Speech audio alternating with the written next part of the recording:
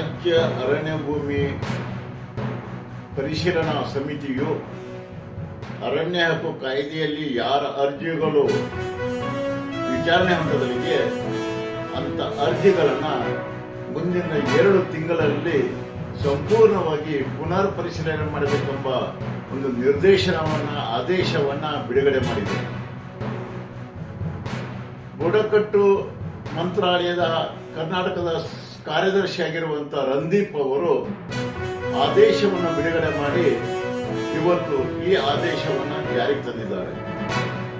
November 28ರಂದು ಕರ್ನಾಟಕದ ರಾಜ್ಯ ಅರಣ್ಯ ಭೂಮಿ ಹಕ್ಕು ಪರಿಶೀಲನಾ ಸಮಿತಿಯು ಸಭೆಯನ್ನು ಜರುಗಿಸಿ 2019 ಫೆಬ್ರವರಿ 2ರಂದು ಸರ್ವೋಚ್ಚ ನ್ಯಾಯಾಲಯ ಅರ್ಜಿಗಳನ್ನ ಪುನರ್ ಪರಿಶೀಲನೆ ಮಾಡಲಿಕ್ಕೆ ಏನು ಆದೇಶ ಮಾಡಿತ್ತೋ ಅವುಗಳನ್ನ ಒಳಗೊಂಡು ಹೊಸದಾಗಿ ಅಥವಾ ಪರಿಶೀಲನೆ ಮಾಡುವಂತಹ ಅರ್ಜಿಗಳನ್ನ ಮುಂದಿನ 2 ತಿಂಗಳಲ್ಲಿ ಕ್ರಮವನ್ನು ಜರುಗಿಸಬೇಕು ಅಂತ ಹೇಳಿ ಈ ಆದೇಶದಲ್ಲಿ ಉಲ್ಲೇಖಿಸಲ್ಪಟ್ಟಿದೆ.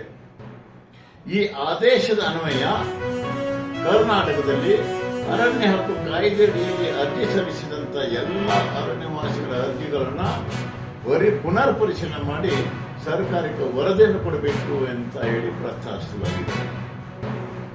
ಈ ಸಮಿತಿಗಳನ್ನ ಜರುಗಿಸಲು ಕಾಲಮಾನ ದಂಡದಡಿಯಲ್ಲಿ ವಿಲೇ ಮಾಡಬೇಕಂತ ಹೇಳಿ ವಿವಿಧ 3 ಅರಣ್ಯ ಸಮಿತಿಗಳಿಗೂ ಸಹಿತ ಸಭೆಯನ್ನು ಕರೆಯುವ ಅವಧಿಯನ್ನು ಸಹಿತ ನಿರ್ಧಾರ ಮಾಡಿದ್ದಾರೆ.